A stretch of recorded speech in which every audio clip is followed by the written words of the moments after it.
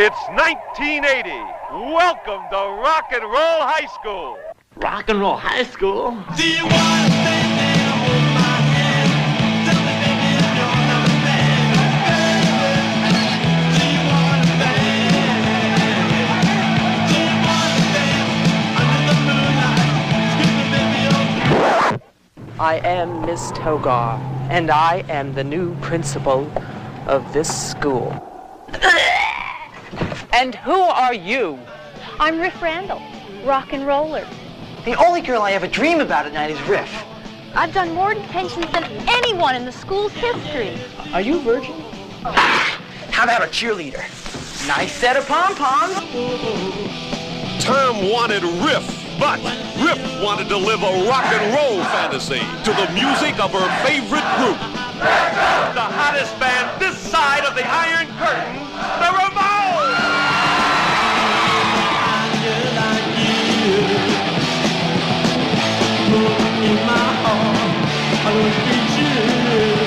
You have managed to upset the entire school with this godforsaken noise. Things sure have changed since we got kicked out of high school. Hey, come on, you guys, follow me into the school! They tried to stop their music, but the kids got wrecked and rocked the school.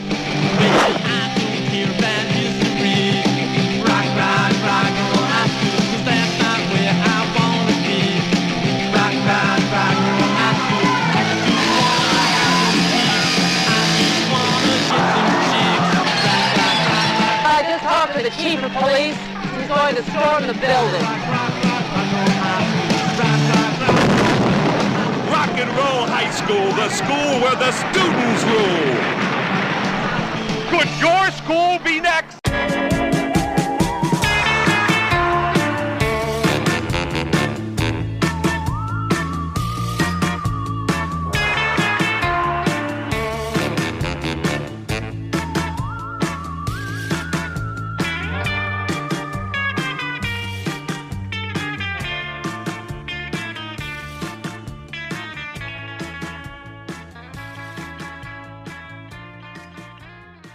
And welcome to the Cult Cinema Circle podcast. My name is Jesse, and I'll be your host. Before we get started, please make sure you subscribe to the show on your podcatcher of choice, whether that's Apple Podcasts, Spotify, or wherever you get your podcasts. Be sure to give the show 5 stars and a 1 to 2 sentence review, and tell me what you think. If you'd like to follow the show on social media, you can do so on Instagram at Cult Cinema Circle, or on Twitter at Cult Cinecircle, or you can send me an email at cultcinemacircle@gmail.com. You can also follow me on Letterboxd at Jesse Kremp, JESSEKREMP, all one word, and all social media links will be put in the show notes. Now on with the show. So today we're going to be heading over to Vince Lombardi High School. We're going to be rocking out to the Ramones, and then by the end of the night, the school is going to blow the fuck up, everybody. But today's episode, we're going to be covering a little film from 1979, and that is Rock and Roll High School. Now, my familiarity with this movie is that I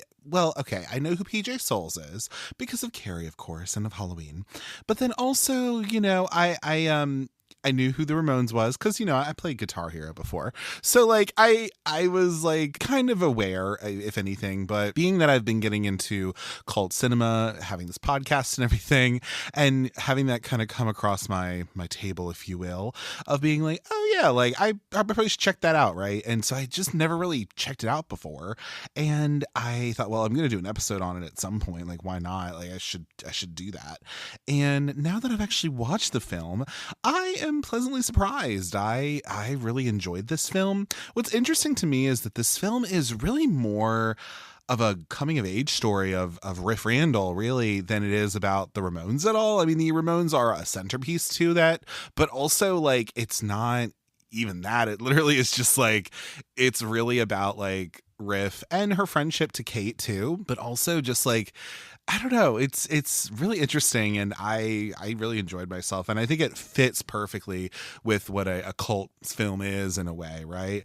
Not just because Roger Corman's in there too, I mean, I get it, but it's just one of those things where I'm glad to have been able to watch it, and I want to cover it because it's celebrating 45 years. It's been around for all that time, and I'm excited to dive in and tell you a little bit about it, tell you, what I think about it, and all that good stuff. But as we we normally do, we're going to head a little bit into, you know, the figures of the film, tell us a little bit about the cast and crew, you know, go through some production fun stuff, all that kind of good shit.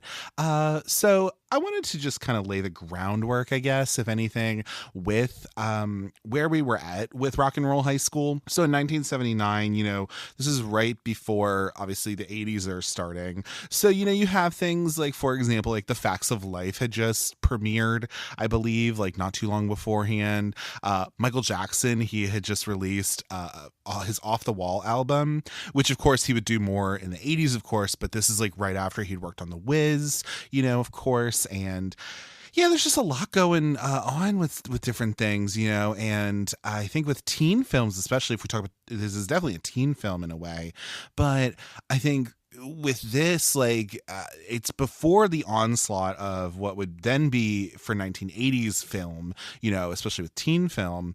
But, you know, the teen films before this, I mean, you do have something kind of like American Graffiti in a way, which I think the sequel, More American Graffiti, had come out by this point, by the time this movie was out. And of course, you have like Carrie a little bit, even something, and this definitely because it's a PG movie, because I don't know if PG-13 existed quite yet, but the fact that this movie, although really it would have been probably a PG-13 movie, honestly, when we really think about it. But, you know, it's just interesting that this was kind of for a pretty general audience in a weird way. Like, it was a PG movie, so literally someone could go there who was like a preteen almost, or a teenager, really, like even a young teenager. So I think that's very, very fascinating to me. But yeah, so that's a little bit about just like, you know, kind of the landscape we're looking at. Again, this is like right after you have, I mean, Gerald Ford's in office, so Nixon's out, obviously, from the you know, earlier 70s.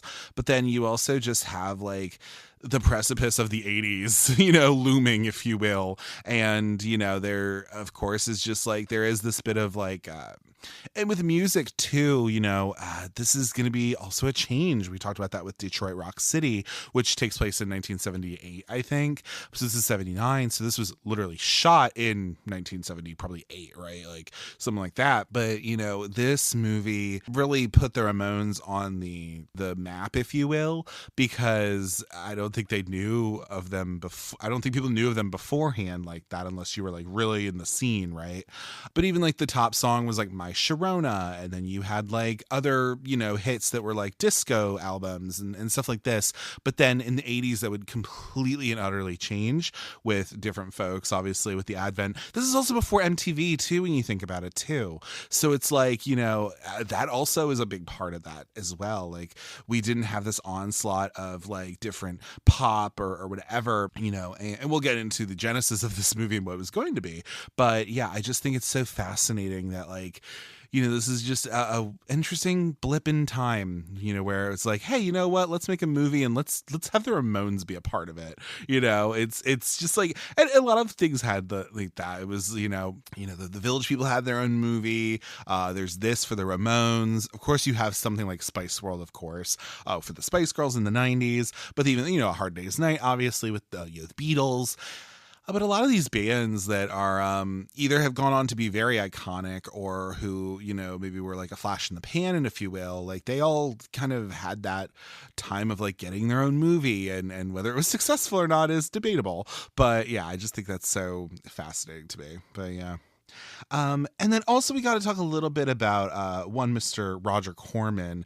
As you may or may not know, he's deceased now as of this year, which is super sad, honestly. But I mean, he is really like the king of cult, if you will. He has been involved in so much when it comes to just American film history and just everything about it. I mean, you know, he had done, you know, service in the military. He had been in the Navy before, and then after getting out of there, he ended up working in film at some point. And he just really, he did so much. I mean, he made very low budget movies and was a big part of that.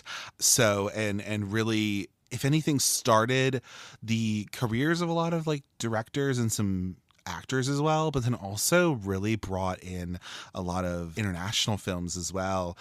He handled the, U.S. distribution of a lot of films from, foreign directors. So things from Fellini, Bergman, Truffaut, Kurosawa, but also giving people like Francis Ford Coppola, James Cameron, Joe Dante, Martin Scorsese, like giving them like a chance to be able to direct and to have projects. And then by turn also like launching careers of like Peter Fonda and like Dennis Hopper and, Bruce Dern and stuff like that, who, and everybody, a lot of these different people who would then end up having children who would end up being in the business too. So tangentially also kind of having that as well. It's just so fascinating. And, I this isn't a complete Roger Corman podcast, I guess, but it could be in a way, because he's done so much for cult film and cinema and everything. And I just rest in power, dude. I mean, what is he, 90 something when he died? 98 years old. Jesus Lord. Good old Michigan boy, good old Detroit boy. Like, that's insane. But and he's a part of this. He's a big part of this reason this movie exists. But yeah, so I thought I would just mention a little bit about Roger Corman, because he recently just passed away in the middle of this year. So yeah, he was so very important. But in terms of our actual movie proper, so Rock and Roll High School came out August 24th of 1979 and was distributed by New World Pictures. We've talked about New World before. That is Roger Corman's distribution company. And they, of course, did like Elvira, Mistress of the Dark, and also Heathers, and a couple different movies as well. We're not going to go down the list of New World pictures. If you want to know, but go look it up yourself if you want. But yeah, this at this time at least they weren't in complete ruin yet. That would give it a decade, and then it would happen. But yeah, that's what happened with that. This clocks in at about 93 minutes, and it was made of a budget of about $300,000. So that's insane to me. I mean, Roger Corman was very known for being a low-budget person, very much about trying to have that kind of thing, which it makes enough sense. But yeah, so that's what we're looking at in terms of those figures, at least. I don't really have box office information, just so you're aware. So I really could not find any of that, unfortunately. But, what you need to know is that this wasn't like a huge like success. I don't think when it came out, it wasn't like a gigantic like box office banger. You know what I mean? I think, like I said, it kind of helped to get people knowing who the Ramones were, I guess. But also, like, I just don't know if this really did the best in terms of financials or like anything like that. But it is what it is. In terms of critic response, we have 81% on the tomato meter on Rotten Tomatoes for about 27 reviews, and then 75% audience score from about 10,000 reviews. Some of the reviews include like David Carr from the Chicago Reader, who says it's more cleverly cut than shot, which means it moves quickly and energetically, even as the concepts and the characters disintegrate. You then also have someone like Matt Brunson, who from Film Frenzy, who says, thanks to its superb soundtrack, a quick-packed screenplay, my favorite, do your parents know your Ramones, and PJ Soul's boundless energy, it's near impossible to resist this film's goofy charms. So I kind of like that one. And there's plenty of people who could go on and say what they want about this film. But yeah, we have that for critic response. And then in terms of Letterboxd, out of 5 stars, we're looking at a 3.5 out of 5 from the folks on Letterboxd, the voice of the people. So yeah, that's a little bit about that. So let's get into a little bit of our cast and our crew.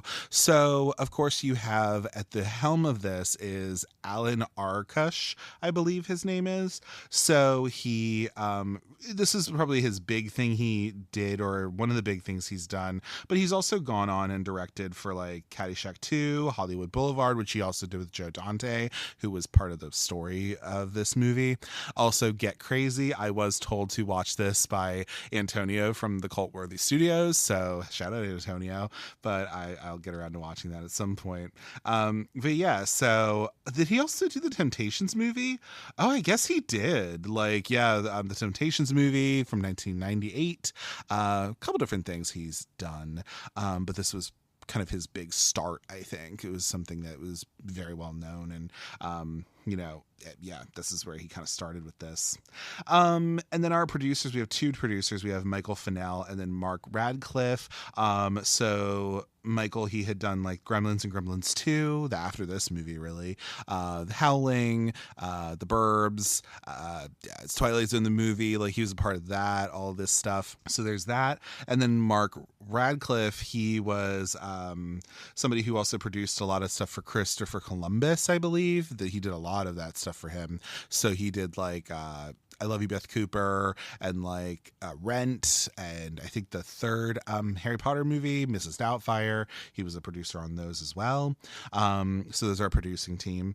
Our story credit is by Alan Arkush and then Joe Dante. Joe Dante, for those who may not know, he literally created Gremlins in a way. Like, he directed it. He directed both of those films, but he also did like Small Soldiers, Piranha, The Howling, Looney Tunes Back in Action, I think. So yeah, it's kind of cool how, he also helped bring the story to life. Our writers, we have Russ Devanch, Joseph McBride, and then Richard Whitley. And they're all kind of just known for this movie and for having written this as well. We have a dual editing team. We have Larry Bach and Gail Werbin. Gail, I don't think, really went on to do a ton of other editing work, but Larry Bach has definitely made a name for himself. He's done like Bill and Ted's Excellent Adventure. He did Bring It On, Rambo, one of the Rambo movies, Alligator. He's done a lot of different editing, so he's definitely gone on and had his time. The cinematographer of this movie is Dean Cundy, who, for those who may not know, he is Steven Spielberg's like cinematographer. He literally shot Jurassic Park, The Thing, Halloween, The Parent Trap, Back to the Future, so much. And it's crazy to think that this was early work for him. So it's just really interesting how he could have that kind of thing to do, and be like, hey, here you go, can you do this for me? That's so insane when you really think about it. So yeah, it's just he needed a job, but he ended up getting this one, and I just think that's so cool that he then went on to have like this crazy really amazing career in a way. And then, of course, you have the Ramones, of course, as well, who are, they were a part of the music of this movie because it does center around their band. The other person I did want to kind of point out was Rob Bottin. He's a makeup effects artist. He did a lot of the mouse work in this movie. If you know, there's like these anthropomorphic mice costumes, I guess, and they were all made by Rob Bottin, and he did like the special effects for The Thing. He did like Fight Club and Total Recall and a bunch of crazy shit. So it's so interesting to me that he also did those, and this was again an early thing for him to do. This is a couple of years before, unfortunately, The Thing would bomb in theaters, but it's now become this kind of horror classic, sci-fi classic, if you will. But yeah, I just think that's so fascinating. And then we'll talk about the cast of our movie. So we do have our cast with PJ Souls, of course, known from Carrie as Norma, and then Linda in Halloween. She's also Mrs. Purr from Jawbreaker. She's in Stripes, that terrible movie with Bill Murray. But she seems like a cool lady. I don't really know about her personally. I've heard she's like a Republican, which is just always like, okay. But I guess as long as she's nice, I don't really care. But yeah, it's just she's Riff Randell, and we'll talk about Riff and how awesome she is. Vincent Van Patten is our love interest, Tom, who is kind of in love with Riff, but then ends up Kate is kind of in love with him in a way. This is a known movie for him, but he was also in Hell Night. He plays one of the guys in Hell Night with Linda Blair and a couple different films. So he's also a former professional tennis player, kind of, sort of, which is really interesting. Clint Howard is Eagle Bauer in this movie. So he is, of course, if you don't already know, he is Ron Howard, his younger brother. And so Ron Howard was, I think, Opie from the Andy Griffith Show, the little boy in that show. He then went on to be in Richie Cunningham, I think, in Happy Days. And, Clint Howard, he's just had a Interesting career, if anything. It, obviously has something to do with his brother being in the industry and being a very well-known director. Again, getting his start with like Roger Corman, which is cool. Clint Howard if anything, he has an interesting life. He's a character actor extraordinaire, and God love him for it, honestly. But yeah, it's so interesting to see him here too as well. Some of the other cast. So Dae Young is another one. She plays Kate Rambeau, who is Riff's best friend, and who is in love with Tom Roberts. Dae Young, I mean, she's gone on and had some different things as well. So she had like a part in Serpent in the Rainbow, in Red Eye, so some Wes Craven movies. Did a couple different films here and there. Spaceballs she was in, just a couple different things. But I think what's most fun is that she's actually in Pretty Woman. She is the bitchy sales girl at the rich, like, upscale shop that Julia Roberts goes into, and she's tells her to, we don't have anything for you, please leave. That's Dae Young. So it's just really cool, which means that even though tangentially it's only this, but like technically Dae Young has also been a Romeo and Michelle, because of course they watch Romeo and Michelle and make fun of it. So I just think that's very fun. But yeah, that's who that is. That's kind of fun. We then have our kind of duo, I think, because they're known as a duo, but we have Miss Togar, Mary Warnov, and we have Paul Bartel, who's Mr. McGee, the music teacher. So Mary Warnov, they both have worked on Roger Corman movies. So Mary Warnov, she was in The House of the Devil with Ty West, and also like Dick Tracy, Night of the Comet, The Living End from Gregor Rocky, a couple different things here and there.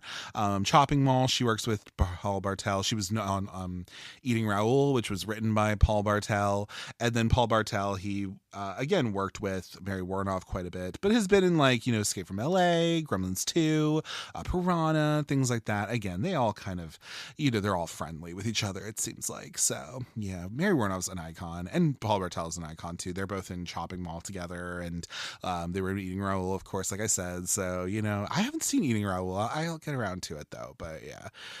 Then we have Dick Miller, who's the police chief at the end of here. I mean, Dick Miller, what an icon. Like, he was in so many different things. I mean, like, The Terminator, After Hours, Batman, Mask of the Phantasm. He was in Elvira. He was in Demon Knight, Tales from the Crypt Presents Demon Knight. He was in so many different things. It's kind of crazy just how much he's been in. So like, and he's since passed away, but I mean, what a king. Like, he's so, again, character actor extraordinaire.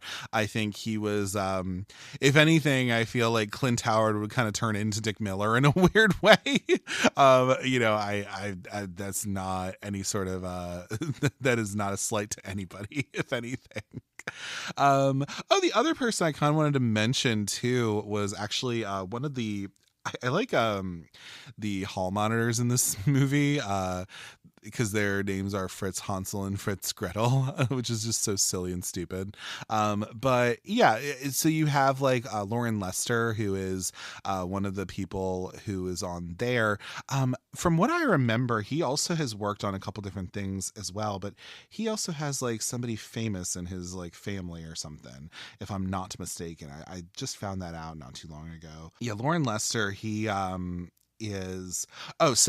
So he is the father of one of the people who is on High School Musical, the series. Julia Lester, if anybody knows of her there. So that's like his daughter, which is kind of fun.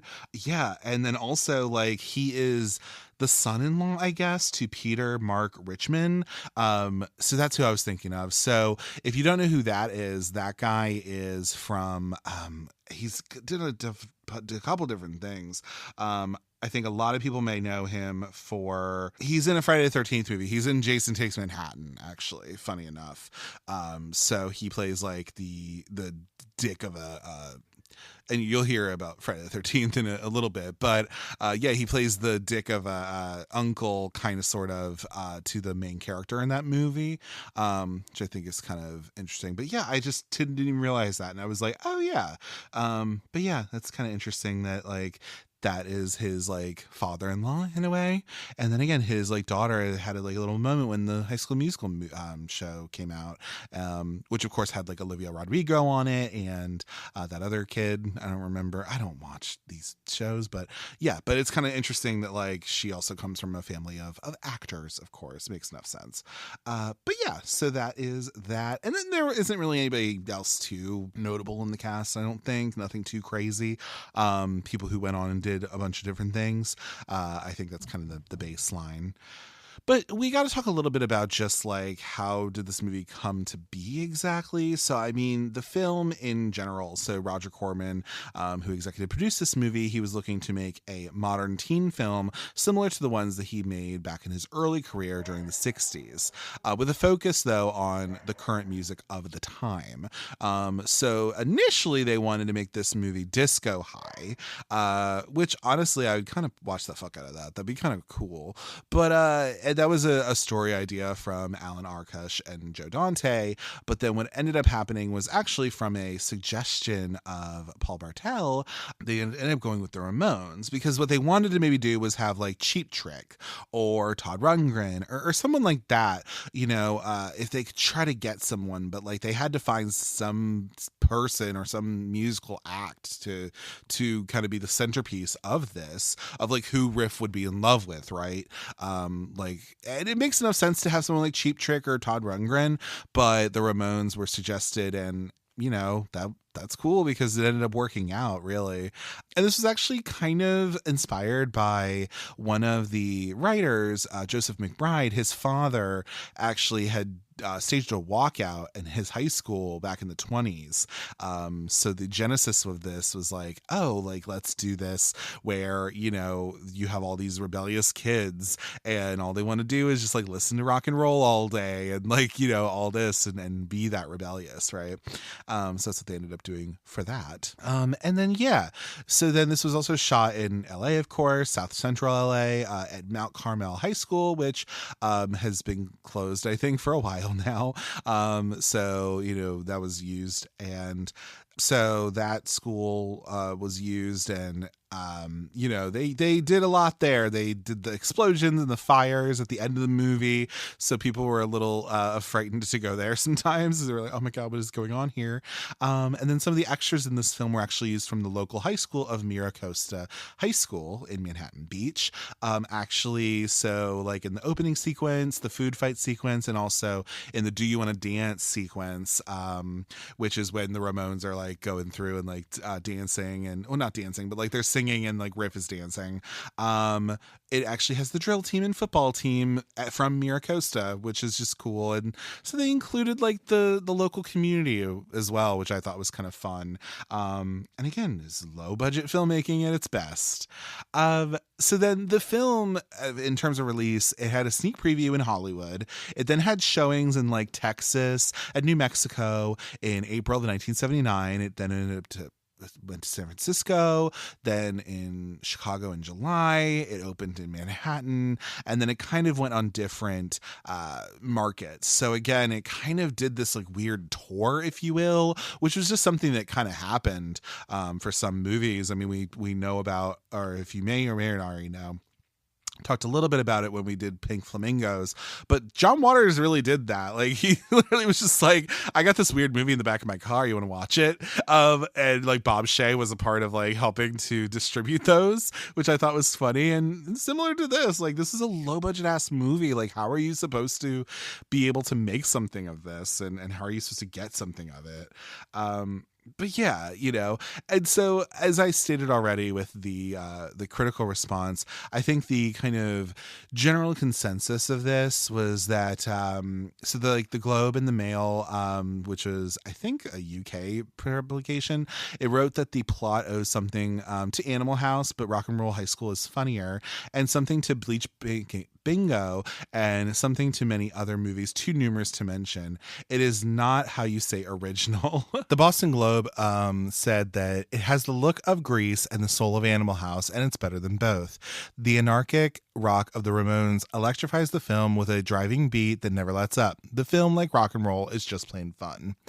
And so, yeah, I think like, and then also like even a remake was kind of like suggested, or it was trying to be developed by Alex Winter, from Bill and Ted and the Lost Boys. So that was kind of fun. But I think like in this movie, especially, has a level of rebellion to it, and having the Ramones just has this little bit of a punk edge to it in a way, of like how is Riff just like in love with the Ramones, I guess.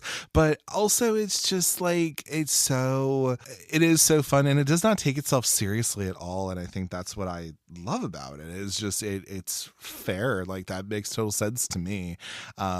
But yeah, a little about the plot, I guess, like nothing too crazy, but Vince Lombardi High School, which I think that's named after like a football coach, it keeps losing principals to nervous breakdowns because the students' love of rock and roll and their disregard for education.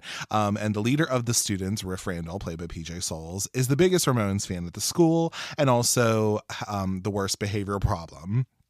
That her disciplinary record fills an entire filing cabinet, and she waits in line for 3 days to get tickets to see the band, hoping to meet Joey Ramone so she can give him a song that she wrote for the band called Rock and Roll High School.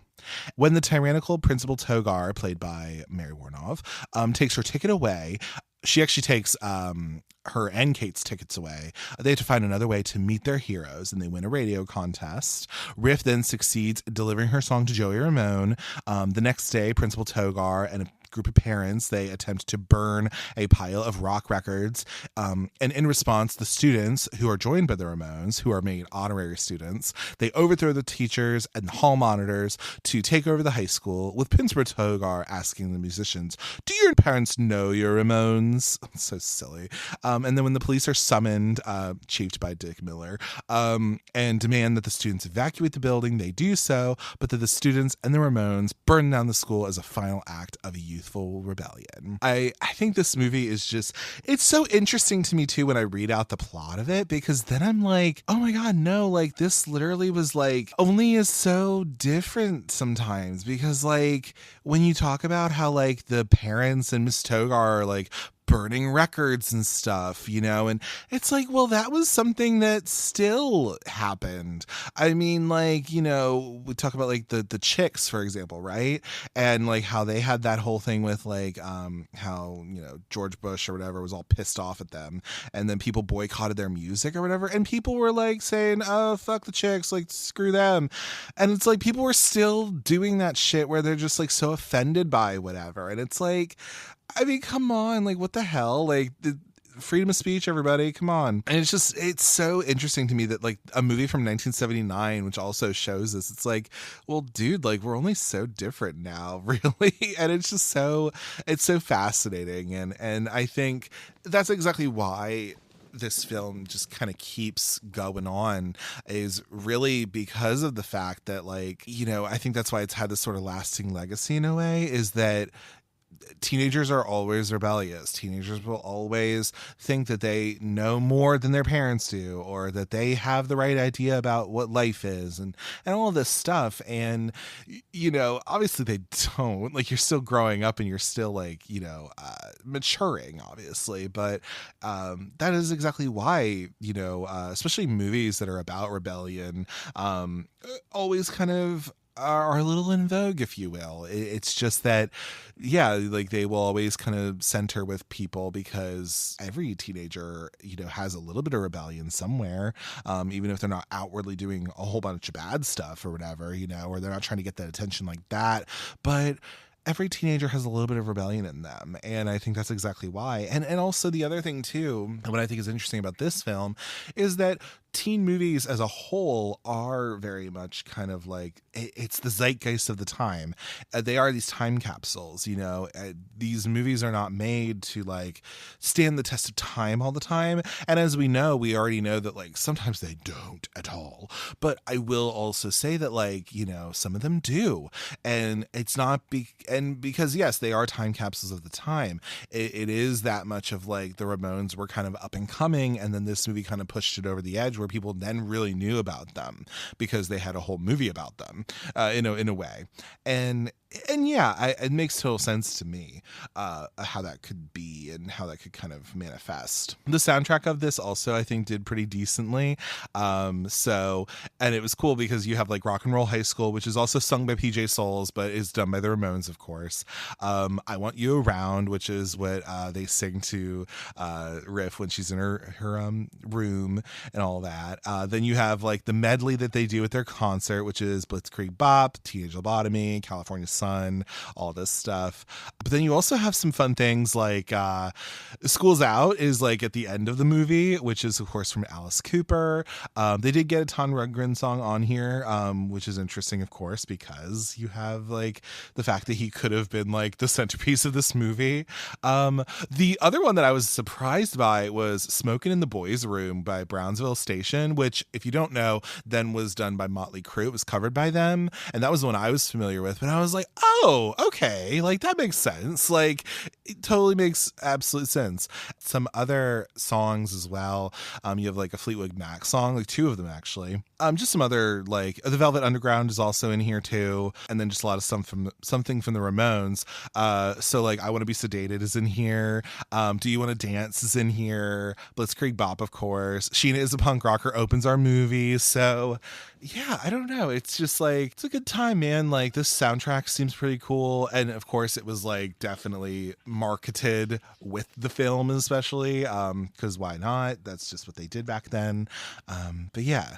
But let's talk a little bit about our characters, I guess. The big one I really want to talk about is Riff Randell. And I have to say about Riff, like, she really is somebody who I completely understand why people, especially women, have really looked at this character and kind of clung to her as someone, because she is somebody who she really could give a fuck less what everybody else thinks, right?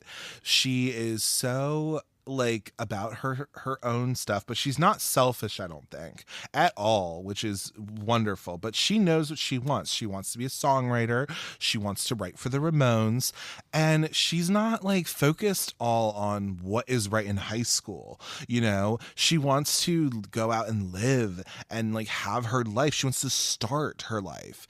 And as so many teenagers kind of feel that way a lot of the time, they're just like, you don't know me, mom, dad, whatever. Like, but I think Riff really does like know exactly what she wants to do, and she wants to go out and get it. And also the thing is I never see her as like super selfish, because even like when she buys tickets for the Ramones, she buys so that, she can then give them to students at her school. And there is just this level of punk rock to her that I just love so much. Like, she wants to help out her community. She wants to help out, her people. But yes, she has a rebellion streak, I guess, like, which is why she and Miss Togar kind of go up head to head. But like, overall, I just think she's such an awesome chick, and I really like her. And I think PJ Souls does a great job at this. I don't know who else could have played this, to be perfectly honest, who would have been as dynamic, who would have been as interesting as someone like, PJ Souls playing Riff. I love it. Yeah. And then I guess also Miss Togar is the other one, and she's of the old guard, if you will. She is definitely like the authoritarian. She is the disciplinarian. She is by the books. And as you may know on this show, like, I do like it when like who the absolute villain of the story is and who the absolute hero is, right? And in this way, like, yes, I do think Riff is somewhat of a hero. And if anything, like, Principal Togar thinks that she's doing something good for her community because she is keeping kids in line. She is taking on the task, right? And she thinks she's doing something, but she really, if more so, and I've talked about this before, but like, she is really more so just she's just so stifling. And that is the character, is that it's supposed to be that. She's supposed to be stifling. She's supposed to be like kind of stuck in the mud, if you will, and not and she just doesn't see the appeal. She doesn't see why people would like the Ramones, why people would like punk music, why people would like rock and roll. Like, and you know, that's what I just think is so fascinating.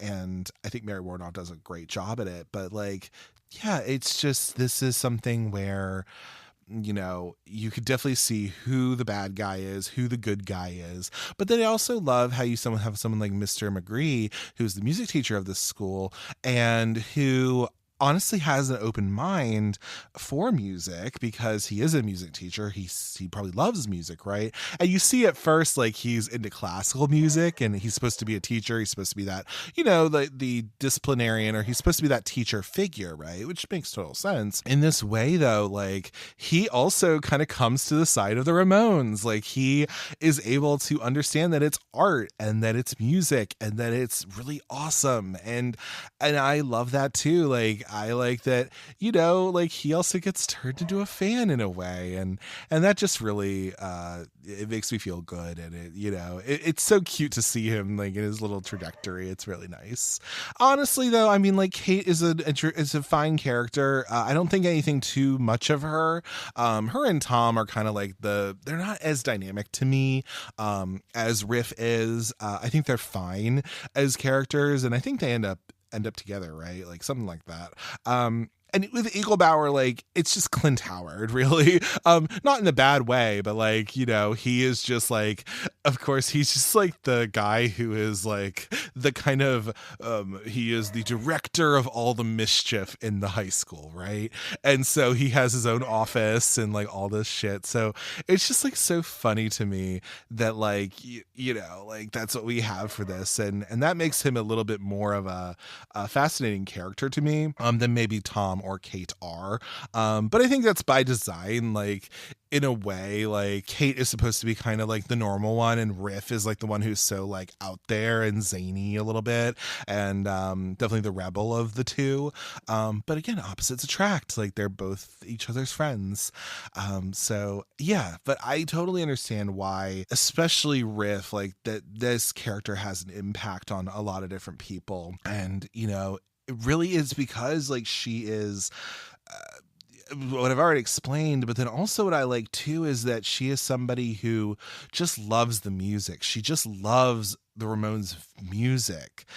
She's not like, you know, the other girl who's Angel Dust, who is like the groupie, quote unquote, of the movie, which, you know, nothing against groupies or not, right? But like, Riff isn't that. Riff is not going to use her sexuality to like try to attract the Ramones, right? Like, not like Angel Dust, like Angel Dust is kind of doing that, but like, she's using her talent, she's using her songwriting ability and her love and passion for the Ramones music to be able to get them to pay attention to her and to pay attention to her songs, which I think is also really, really cool. And again, I totally understand why this character has kind of gone on to live, not in infamy, I guess, but like has kind of become this sort of feminist icon sort of thing, because I totally see it. Like, she is somebody who is just in love with the music. She, yes, loves Joey Ramone and thinks he's so cute,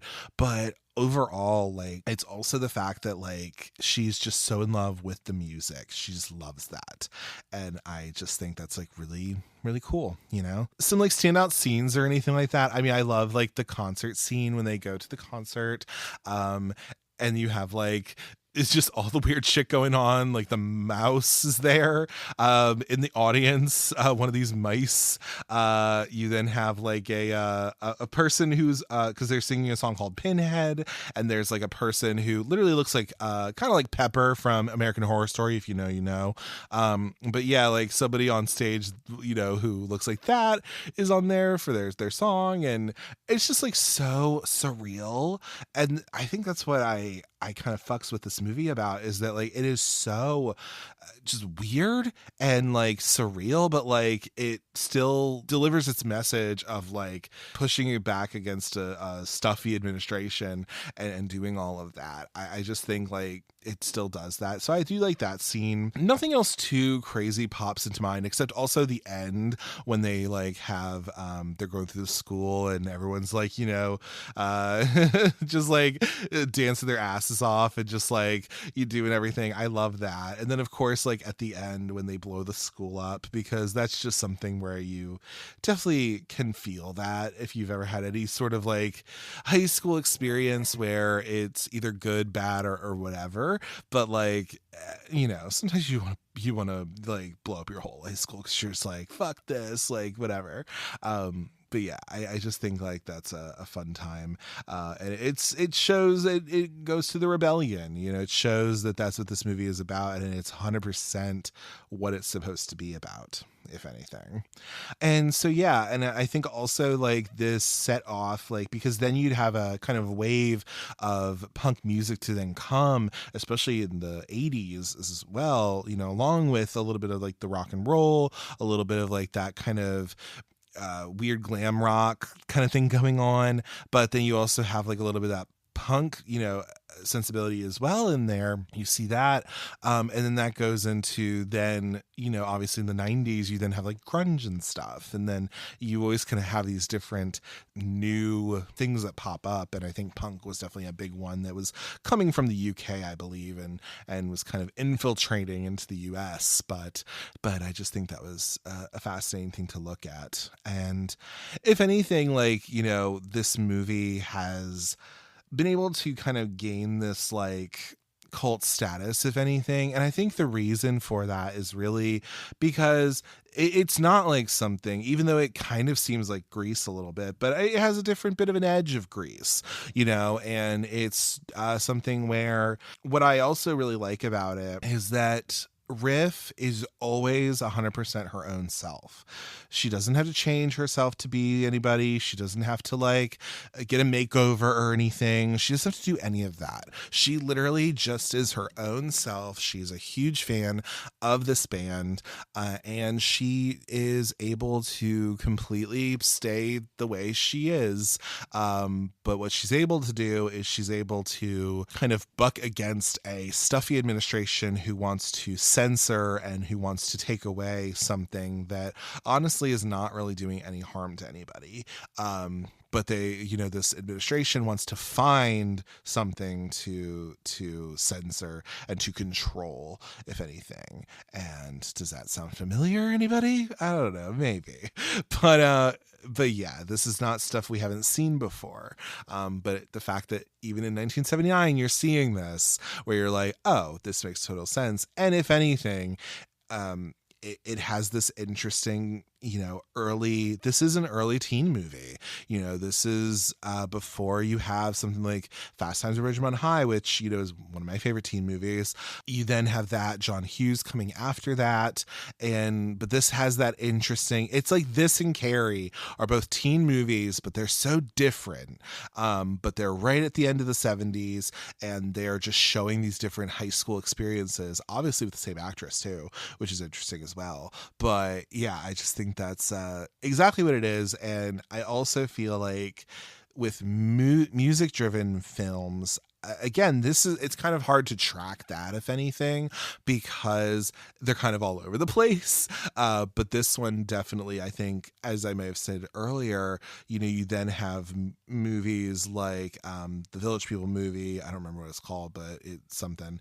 But a lot of these movies that would like feature a band specifically in the movie is kind of about them in a way, or like it mentions them in a way. But this one does an interesting thing where it weaves it together, and it actually makes a pretty cohesive story, in my opinion. It's thin, if anything, but like it's there. You know, it's not like Spice World where it's like, I like that movie, don't get me wrong, it's campy as hell, but the plot, there's like 5 different plots going on, you know what I mean? So like I think this one it just shows like this is an interesting entry very in that kind of music movie. And of course, it doesn't feel like a huge musical or anything, because it's not really. It's a music movie.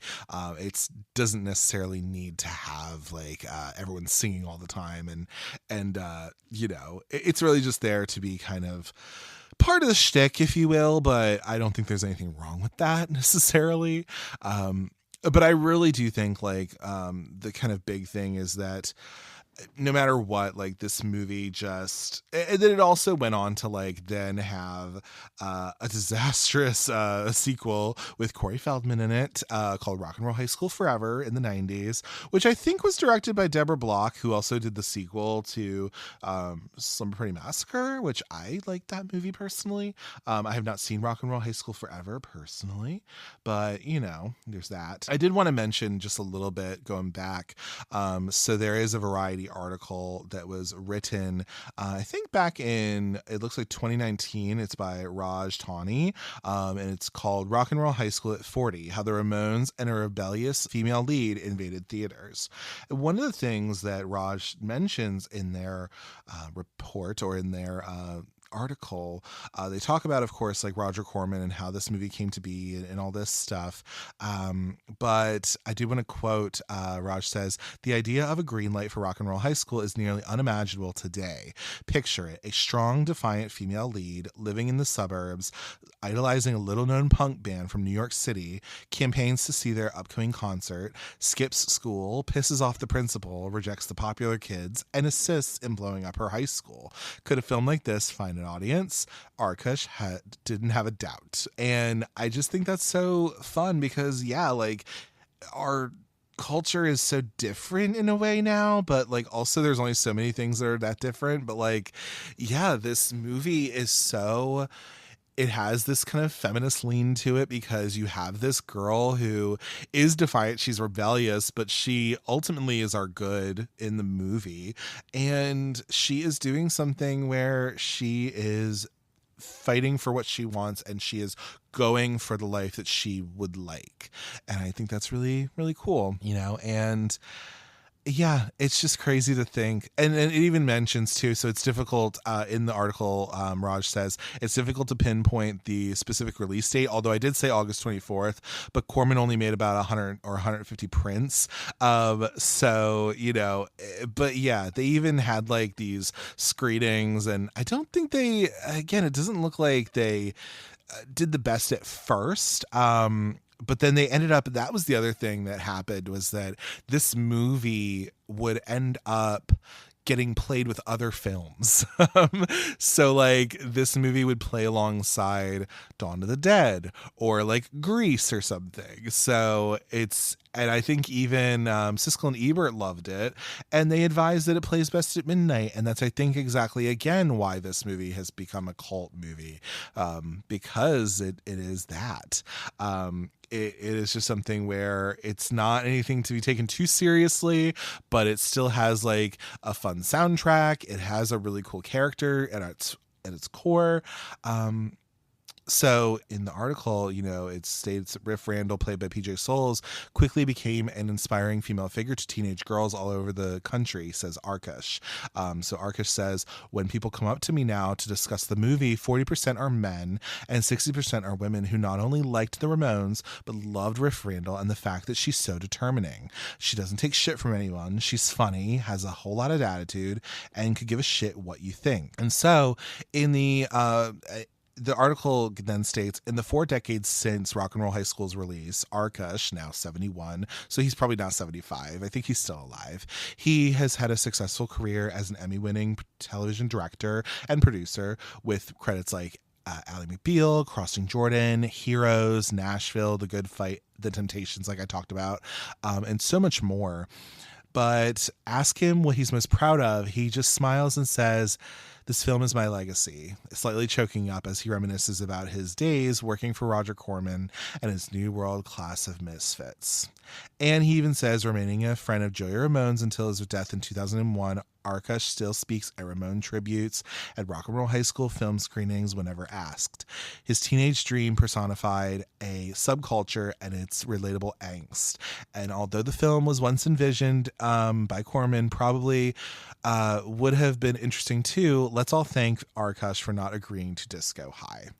And I think that kind of like says it all, right? Like, it's just, this guy has been able to, Alan especially, he was able to bring this story to life with Joe Dante doing the story, and then, you know, having the writers and all this, but he sees this as his legacy. And it's really just, and if anything more so, like the fact that Roger Corman's now deceased, but like, this is something he can look back on and be like, yeah, it was this merry band of weirdos just trying to make movies. And it was a time where that just doesn't exist all the time anymore. You don't always have like your Roger Cormans, your John Waters films, your, you know, insert David Lynch even, you know, David Lynch doesn't really do movies anymore, as we have just learned, where he's not really going to probably do a movie again. And so like, you don't have these merry band of weirdos that much anymore, who can sometimes start off doing the lowest of budget stuff, but then end up getting something so fucking cool. And that doesn't always exist. And I think that's really the kind of point. It's there, you know, it's being able to go out and make something cool with your friends and the other people who like what you like, and you're able to challenge each other, and you're able to do that. And that doesn't always exist anymore in terms of filmmaking, because filmmaking has just changed in a way, and the business of film has changed. But like, it just comes back to like these kinds of movies with something like Rock and Roll High School, or something like, you know, John Waters movies, you know, like Playing Flamingos and like Female Trouble, and even something like David Lynch doing like Eraserhead, or any of this stuff, where, you know, it's just these people wanting to do something cool and wanting to make a movie that ultimately, if it's good or not, I guess is subjective, but is really just kind of it's a feat that it can even happen. And the fact that, you know, it can is so super cool. And yeah, oh god, I not that I would get emotional or anything, but like, just when I think about it, and I guess it's also because Roger Corman just passed away a couple months ago, but yeah. And you know, whenever Alan Arkush passes away, it'll be like director of Rock and Roll High School passes away, like, and that will be his legacy. And I don't think that's a bad legacy to leave behind, Alan. I don't think that at all. So I think that brings us down to a close for Rock and Roll High School. I mean, my base, you know, my thing is, I gave this a 4 out of 5 on Letterboxd personally. I think this movie is really good. I think it is such a fun little music movie. You know, it is a nice soundtrack. It's a nice entry point to the Ramones if you want to listen to them. And I just think like this movie is so boss. I like that it gave us a cool dynamic female character. I like that it doesn't take itself too seriously. It's a little surrealist, but it still has people who love it to this day. And I think that it's just a really nice little gem of a cult film, and I'm glad to have finally watched it and covered it, because I want more people to see it. I think people, and it's so accessible. You can find it on like Peacock. You can find it like on, I think like Canopy or Hoopla. I think you can find it on there. I just think it's worth a watch if you haven't watched it before. And I will sing its praises because it's a super fun film, and I'm just happy to have finally covered it. So that is that for that. But yeah, I think we've reached the end of our episode today. Yeah, but for next week though, so we're going to be rounding out August. This is my last episode of August. So we're going to be starting the month off with a little bit of a spooky thing. Okay, you'll see some stuff coming up in September where you're gonna be like, Jesse, what are we doing? Because we're getting ready for October, of course. Next week we're gonna be covering a little movie from 1999, so it's celebrating 25 years, and this is a movie called Stir of Echoes. This is a Kevin Bacon movie, and it has it's based off of a book from Richard Matheson. I'm probably not going to read the book, I'm just telling you right now, but because I don't think I can find it anywhere, like to listen to or to read or anything. I'm just like, I don't have time. This is a movie that I remember watching as younger, and I know it's on streaming right now, so I'm going to pull up on it and do an episode on it because I want more people to see it, and I think it is a really creepy little psychological horror, if you will, and I'm excited to be covering it. So that's what you have to look forward to next week. But I think that's all I can say for right now. But as always, thank you for taking the time to listen to the Occult Cinema Circle podcast. And remember, on behalf of the students from Vince Lombardi High who are here tonight, I'd like to say one thing. Screw you, Principal Togar. We made it to the concert anyway. Take care. Bye.